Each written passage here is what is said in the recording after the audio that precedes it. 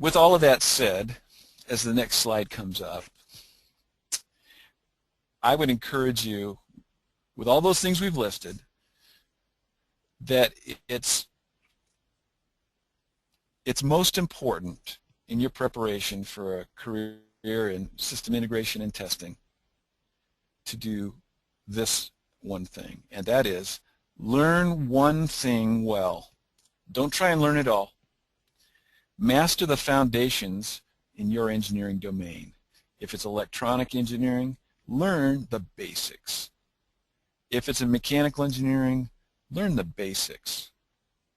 In computer engineering, you guessed it, I'm going to say learn the basics, because we want you to be very good at one thing that will allow you to have a foundation to learn, a context for your learning, and will help you go to the next level. We'll help you add the important skills, and the learning and growth will come as you're part of an aerospace organization. Ultimately, it gets down to you need to have an understanding of the physics. You need to understand the why. In the next slide, it talks about the fact that systems engineering is a plus. We didn't talk a lot about systems engineering, but the systems engineering domain, meaning the understanding of control theory and of how all of the different domains, engineering disciplines, work together. That's a great help. And so a basic exposure to systems engineering could be a plus, but never to distract you from your understanding of your key domain. And then if you get practical experience in a test lab, that's a great plus. There's one other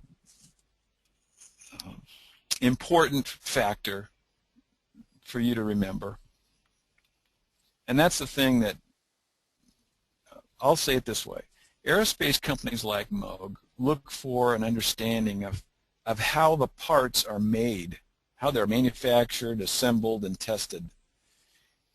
We're looking for more than a theoretical understanding of how to draw a circuit diagram, or how to do a finite element analysis, or how to draw a logic diagram. We're looking for young men and women who want to understand the solutions that are grounded in an understanding of how parts are made. Otherwise, it's easy for a young engineer to propose solutions that are either impractical because you can't assemble or test them easily, or too costly because the manufacturing methods are too costly, or they use special materials that are too costly. The simple way to explain that, perhaps the best kept secret, is the way to gain real good preparation is to get your hands dirty. Don't be afraid to get into the lab or get into the shop and actually get your hands dirty touching the parts. In aerospace, we believe that getting experience with the hardware is critical.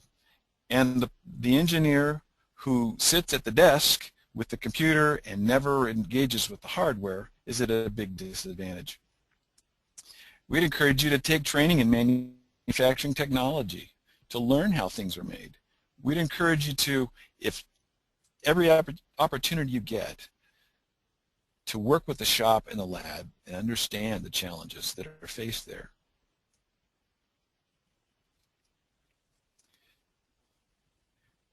If I were to summarize a lot of those thoughts and distill them down into just a few things, I'd say it this way. Employers are looking for more than academics. Your exams are very important, and we would expect that you'll be very good at your academic subject. And because of the competition for joining the companies, the higher scores will actually give you a higher visibility in the recruiting process. But ultimately, we're looking for problem solvers, not test takers. The problems that we have to solve in aerospace require a fresh perspective, not the textbook answer. So the most important thing for your career success is to stay curious. Start with the foundations and stay curious, and the rest will come. The most successful mechanical engineers, electrical engineers, computer engineers in aerospace are those who want to understand the why of the question, not just the how. The most important thing, stay curious. So as we start to wrap things up here in the talk before we get to our questions, I'd like to say just a few things to remind you of where we've been. The first part I'd like to remind you is the system integration and testing domain for aerospace is challenging and it's exciting. We're working on things that fly. We're working on products that go to Mars. We're working on products like UAVs and jet fighters, commercial aircraft, satellites. All of those it's exciting work. But it's a serious business because lives are at stake. And because of that, we are very careful in choosing engineers to join aerospace. We're looking for engineers who are excited and passionate about what they do. We're also looking for engineers who understand the gravity, the responsibility of what it means to design for aerospace. So, as we conclude, I would encourage you, as you prepare for perhaps a system integration and testing career in aerospace, I would encourage you to learn one thing well.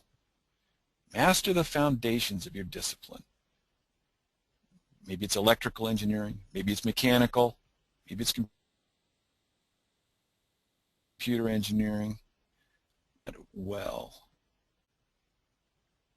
you don't have to know it all when you get here. We're looking for someone who is willing to learn and wants to grow. And ultimately, when the last slide comes up, what we're looking for is young engineers who are curious. Engineers who just want to know why. They don't want to know just how. They don't want to just use the equation. They don't want to just use the software. They want to know why. They want to know why so that they can make it better. They want to know why so they can make it lighter or faster or stronger. They want to know why. They're curious. So I would encourage you now and in the future in your career, possibly in aerospace career, that you stay